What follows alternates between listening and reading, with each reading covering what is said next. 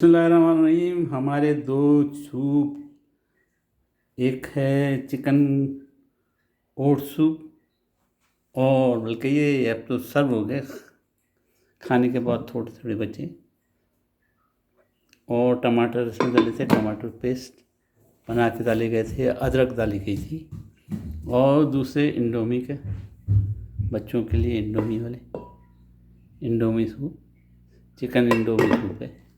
दोनों सूपों को अपने रंग दिए गए, ज़बरदस्त, खाने में बेहतरीन, टेस्ट ज़बरदस्त। उम्मीद है आप भी बनाएंगे, उम्मीद है आप भी खिलाएंगे। ये भी देख, ज़बरदस्त ज़बरदस्त। दोनों सूपों के साथ गार्लिक ब्रेड या क्रैकर्स इस खाए जाते हैं। उम्मीद है आप भी बनाएंगे, उम्मीद है दुआओं में याद रखेंगे इसकी रेसिपी इंशाल्लाह। वैसे तो वीडियो देखेंगे तो वीडियो रेसिपी है, लेकिन अगर टाइम मिला तो रेसिपी भी मैं लिख दूँगा। सब्सक्राइब एंड लाइक करना ना भूलें।